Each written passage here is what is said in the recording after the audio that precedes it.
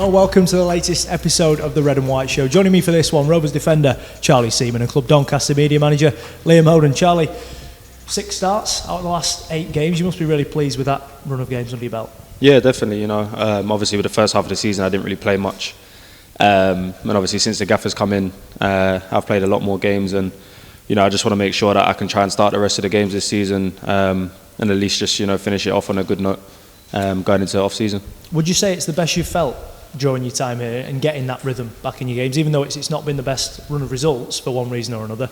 You seem to have really flourished whatever position you've played in. Yeah, definitely. I think my time has been very up and down. I've had quite a few blips in the road, little injuries here. Obviously I didn't play much last year at all towards the back end of the season, and then obviously the first half of the season I didn't play much at all again. So yeah, it's been an up and down thing, but I think, like you said, the second half of the season has been really positive for me. Obviously, results haven't gone how we wanted, but yeah, on a personal note, I've been happy. I've been playing, and obviously, you're always in a better mood when you're on the pitch, and you're not sitting in the stand. So it's been good. I can't complain. Yeah, Liam, Charlie, one of a few players who've come in and taken the chance as well. Danny Schofield's spoken a few times about how impressed he was with the way Charlie reacted to being taken out of the team, and he's certainly impressed since he's come back in.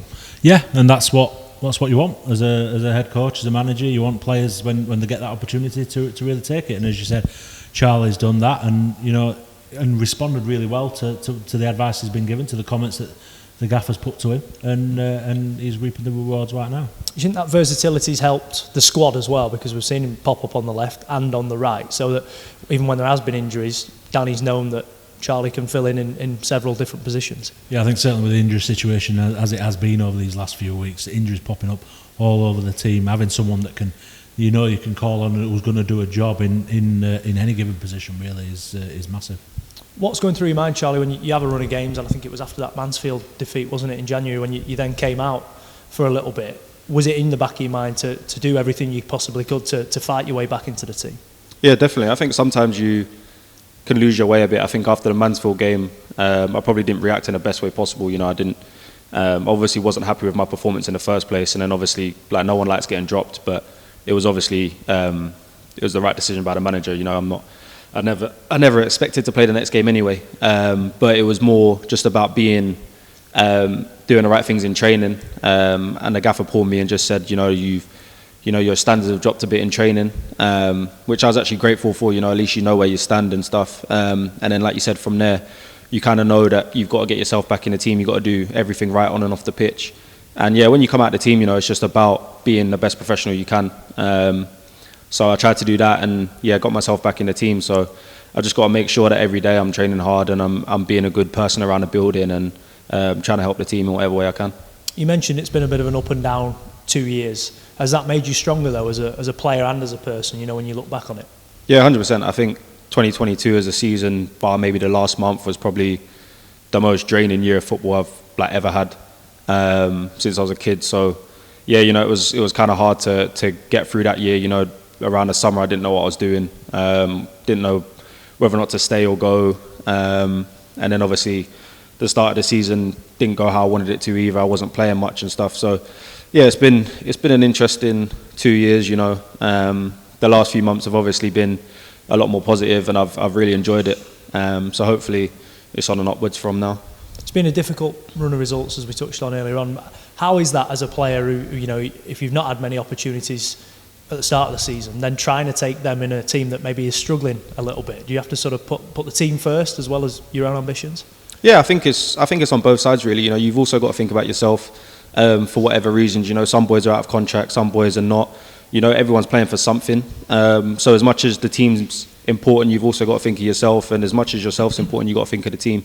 So it is difficult when the results aren't going your way, but you just got to try and make sure that you're giving your all to the team. The staff and the fans and the players around you will see that you're still trying to give your all, no matter what's going on and off the pitch. So yeah, I've been trying to obviously have a good game as much as I can, try and be positive, even though obviously the results haven't been so, but we've just got to keep working hard on the training pitch, and I think the results will come. Time to move across the dressing room then for the latest quickfire round, with Lewis Jones up next. Lewis Jones, 24. Thorn, Doncaster. Thorn Colliery. Liverpool. It was Michael Owen when I was younger, and then when he left, it was Steven Gerrard. I really like Aaron Ramsdale now, probably because of the way that football's going, the way he plays, and also he's kind of local in a way, and he played a lot in the lower leagues, so yeah. I made one in training that sticks out in my memory is Cops will be able to tell you about it, I think, because he said to me that it was one of the best he's ever seen. We were just doing where you clip it out to edge at box, and you've got like you set for your friend and they shoot, and it just tipped it onto the bar. And then obviously a couple of 1v1s that I've saved in previous games that I've played. I've got a couple. It used to be Danny Amos when he was here, but obviously as he moves on, and then it would probably Brandon Orton. Now, while I've been injured, I've got quite close with Ollie Younger. So yeah, it's changing often. That's just how footy is, yeah. I like an Italian. I wouldn't say I've got anywhere specific, but I also tried like Mexican food. I like that as well. So yeah. Probably a pizza or a kebab, any of them two.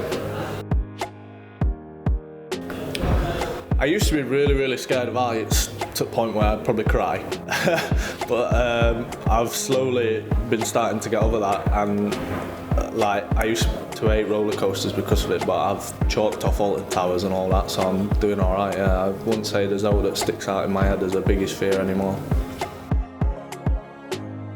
I'm quite into, it's a bit nerdy, but I'm into gaming. I've got quite a few friends that I've met through that have played like professionally in gaming, and I'm probably not far off what they are, do you know what I mean? So that's what I enjoy doing, and met a lot of friends through that. I enjoy getting out and playing golf. Play obviously with like Ben Close and a few other lads over the last few seasons. So I'll probably say that's what I enjoyed recently, yeah. I'm trying to think what last thing I watched. I actually watched the Black Panther film, the latest one, on Disney Plus. I watched that the other week and I enjoyed that, yeah. I can't remember his name, but he's the Punisher he's in Walking Dead. I think it's John Berthnell or something like that. I really like him, and it's a bit different to say someone like that, innit? Definitely. I really like Kid Laroi. He's my favourite artist. He's a bit different as well, but I think a lot of people will probably get to know about him soon enough. I went to Turkey as my last holiday. I really love dogs, so I reckon dog walking or dog grooming, or if I'm clever enough, maybe even like vet. I think I'm quite flexible, and as mad as it sounds, I reckon flexibility is some sort of like bendy woman off of Invincible, something like that. No, not really. Like I say, I've just always playing footy growing up. Like played other sports as well, but we're never really as bothered. So no, not really anything. I think I'd quite like to have Joe Olu's leap. I think that'd help me. He's got a great jump on him, and obviously as a goalie, coming out for crosses, and that's something that would help me as a goalie. So yeah, probably Joe Olu's leap. Liam Lewis has had a very frustrating few months, hasn't he? I think when Johnny Mitchell got injured, that probably epitomised that, didn't it? That when he was out, instead of getting a lone keeper, Lewis probably would have got a run, and who knows, maybe kept hold of the shirt. But now getting closer to full fitness after a really frustrating 2023 so far. Yeah, the light's at the end of the tunnel for him. I'm sure he'd have wished it would have come a little bit sooner and give him a real chance to have a go and have a run of games. I think he'll be hopeful that he manages to get one or two in this last three, get an opportunity to show what he can do. Because of course Danny Schofield's not seen him in a match environment so far, and there are decisions to be made over all three senior goalkeepers in the summer, and Lewis will be desperate to stake his claim. Charlie, does that just sum football up, that Lewis has waited patiently for his chance to come? He then gets injured, and so does Jonathan Mitchell. So his chance that would have come didn't end up coming for him. Yeah, it's tough. Like, I think as a keeper, especially, there's only one position you can really take up on a pitch. As an outfield player, you might be able to play multiple positions, and that gives you a chance to get into the team when a certain player could be injured. But obviously, as a goalkeeper, you're only filling in one position. So if that player plays 40, 50 games a season and doesn't get injured, you're not going to get a chance unless it's, maybe in a cup run or anything like that. But yeah, for Lou, he's a really, really talented keeper. He's got everything he needs. He's really good on the ball, great shot stopper, really good around the dressing room. So, you just got to wait for your opportunity. And like I said, he's a very talented keeper. So whenever he gets the opportunity to do so, I know he'll take it.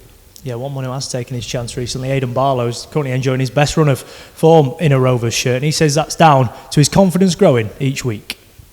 84 straight starts in Sky Bet League 2. Just how much has that done for your confidence and belief? A lot, to be fair, for the manager to put his confidence in me and obviously trust me to play is obviously good, but it's obviously just down to me to kind of perform and show him obviously what I can do. It's coming to the end of the season, yourself out of contract at the end of it and fighting to remain here. When you're starting that game at Gillingham, is that in your mind as well? You want to put on a performance to show just what you can do? Not really, no. I just enjoy playing football, so for me it's like, look, I'm starting the game, I've got an opportunity here, just go out and express yourself and enjoy the game, and I felt like I did that. The goal against Grimsby must have helped, because then the performance you put in against Harrogate was arguably your best in a Rovers shirt, wasn't it? Certainly for 50 minutes or so. Yeah, I felt like, well, my aim is to try and get better and better as each game comes, like improve on each performance, because if you want to be the best you can be, you have to improve every single day kind of thing. So yeah, I'm just trying to get better as each game comes.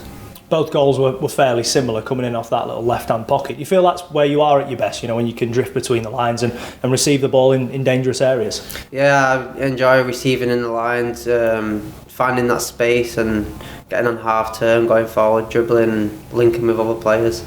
We can't not talk about that turn on the byline. You sort of come into it. Are you waiting for the defender and sort of waiting for him to make that challenge? Well, if you watch it back, the ball's obviously rolling. I've slowed down. Like, it must have been so obvious, but yeah, I waited for him to come in a bit closer, and I knew what I was doing before the ball. Like, when the ball was rolling, I knew what I was going to do. I was just waiting for him to come, and then obviously it came off. Is that a sign of just what you're capable of and what you can do if you've got that bit of confidence, the wind in your sails after back-to-back goals? Yeah, I think I'm one of them players that just plays the game off off instinct kind of thing. Like, if something goes through my mind, I'll try it. If it don't happen, I'll keep trying it. Do you know what I mean? I'm that type of person. I won't shy away from anything. 3 more games of the season to go. Is the aim to maybe add 1 or 2 more goals to your recollection this season? Yeah, for sure. Like, obviously there's 3 games left, like you say, so it's plenty of opportunity there and plenty of games, and obviously as a whole, as well as a club and as a team, all together we want to finish the season strong, obviously. So most importantly first is obviously 3 points, and then after that whatever happens. Liam, Aidan Barlow, 2 goals sort of at the back end of the Easter period. We've seen some really bright performances from him, haven't we? And I perhaps showed exactly why James Coppinger was so keen to keep him at the club last summer. Yeah, he talked a lot about his natural talent and just needing that development, that sort of like finishing touch to turn him into a senior player. He's had to bide his time. But certainly, as you said, since he's come into the team, he looks a much more confident player, and we're seeing the best of him. I mean, that turn at Harrogate, I think that kind of epitomised both the confidence and the ability that he's got. And he's certainly another one that's sort of staked his claim for staying here a bit longer. Charlie, I know you're a man who likes your individual pieces of skill. We see that quite a lot down at Cantley Park as well, whether it's you sort of finishing, taking the free kicks at the end and a little bits of practice. What were you thinking as AD sort of waiting for the defender at the byline and then just spins one round him? Yeah, no, it's quite funny, to be fair. Even their winger gave me a look kind of thing. So Yeah, we all know AD's got that ability. But, like Liam mentioned, sometimes it could be confidence, like you said about me trying stuff in training. Sometimes if your confidence low, you're not going to want to try it on the pitch. So, yeah, I think AD coming in the team, he's been able to show what he's capable of. We all know how good he is. And, yeah, we're seeing that. We're seeing that on a Saturday. The 2 goals he scored as well, Liam, really good finishes. When he could have had another at Harrogate. He wasn't far away from producing pretty much a carbon copy. But you could see him, particularly at Harrogate, after the goal at Grimsby, he seemed a foot taller, didn't he, and much more belief about him. Yeah, certainly. I think it's helped him really playing in a position that really seems to suit him. I think we saw it on a couple of occasions last season when he got that opportunity in that kind of sitting off the forward, operating in that middle section and really driving forward with the ball. I think we've seen that on a couple of occasions, particularly with the 2 goals that he scored. Time for some off-the-field action now then, as Ollie Younger paid a visit to the new Fit Rovers course.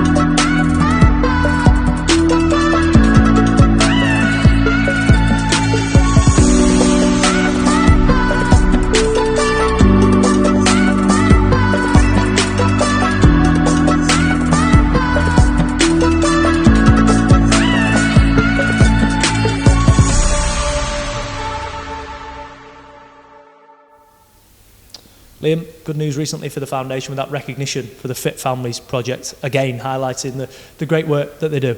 Yeah, fantastic recognition for the foundation and well deserved. It's a pioneering course. There's nothing like it elsewhere in attached to any football clubs, and they make a real difference as they have with Fit Rovers. The amount of weight that's been lost by the participants over these last few years has been incredible. Fit Forces too, making a massive difference, and any recognition that they get, particularly being picked out as the leading standard for community projects in League 2, absolutely fantastic. And of course, the hope now is that they win it for the whole of the EFL. That'd be nice, wouldn't it? Charlie, Ollie Younger's had his troubles this year, hasn't he? He had the hamstring injury on the eve of the new season, and then just as he's getting back, he's ruled out for another extended period. So how much of a difference for a player, if you're not going to play for the remainder of the season, getting busy off the field can make a big difference? Yeah, it's massive. It keeps you engaged, off the pitch while you're not obviously involved with the team. And it also makes you feel, part of the club and part of, the people around it. So for Ollie, like you said, yeah, it's been a really tough season for him. We all feel sorry for him and we're all behind him. But yeah, it's good, for him to get out and be in the community and, yeah, feel part of the team. Liam, Newport, the next test then here, the penultimate home game of the campaign. What do Rovers need to see in these, or what does Danny Schofield need to see in these last 3 games from his side that can take some momentum into the summer? I think it's having a bit of control in games. I think that's been a big thing, and we saw that in that first half at Harrogate, really positive period, probably for the first virtually an hour of that game. I think that's perhaps been missing, and we saw earlier on in Danny's tenure that's kind of what he wants. Good use of the ball and creating opportunities, and I think if we can see that over these next couple of home games in particular, that'll really kind of leapfrog into the summer on a positive note. Charlie, the last 3 games are all against teams who've not got anything to play for but pride, and maybe a couple in there that are obviously fighting for new contracts. Are these the games that you'd rather have when you're a team yourself who at 14th aren't going to go up, you're not going to go down, and it's all about playing for a bit of confidence yourself? Yeah, like I said before, everyone's playing for something. There's going to be boys in, the teams we're facing that, like you said, are going to be out of contract or they're going to be in their clubs next year and wanting to prove a point to their manager. For us, it's just a team as a team. We need to obviously go out and have a good game as best as we can, try and go for the 3 points. But I think, like Liam said, we've got to make sure we're doing it the right way. I think I agree, we need to sort of establish control in the game and get the ball down and play. I think the second half against Stevenage was a lot better when we was moving the ball around, and like you said in the Harrogate game for the first half, we created a lot of chances, had them on the back foot, and it's just about carrying that on into the second half and making sure that we come away with 3 points. Liam, Newport have had a bit of a season of transition, haven't they? They changed manager fairly early on, but they've achieved their goal of safety that was achieved against Hartlepool last weekend, a team who are struggling themselves. So a good achievement for them. Yeah, it certainly is. I think people's probably expectations in Newport perhaps skewed by the couple of years where they were really pushing to get out of the division the right way. You know, you forget how difficult it has been for them to establish themselves in League Two, and this is one of those seasons, as you say, a bit of transition. But the fact that they've done it, and they've done it with plenty of time to go, will be seen as a positive. Unfair for us not to mention Omar Bogle, who's sort of found a home for himself again. 14 goals so far this season. He's having a good campaign. That's a great campaign for Omar. You know, he's needed a home. He's looked for one. He's had plenty of clubs, but you know, for him to start a season at a club and really make a good contribution, and 14 goals, fantastic contribution from him. It's good to see. Good to see an old teammate doing well. Charlie? Yeah, definitely. I got on with him really well when he was here. We stayed in contact. I speak to him here and there, and obviously when we played against them away the last time, it was my first game back in the team, and I had a good chat with him after that. It's really nice to see him doing well. You know, he's a talented player, and miss him around the change room. He's a funny character. So yeah, it's good to see. Charlie, I won't push you for a score prediction this weekend, but Liam, how do you see this one going? No, I'm fancying Rovers this weekend. I think I'll go for 2-0 in this one. Liam, Charlie, thank you for your company. Thank you at home for watching on as well. We'll see you down here at the Eco Power this weekend as Rovers take on Newport.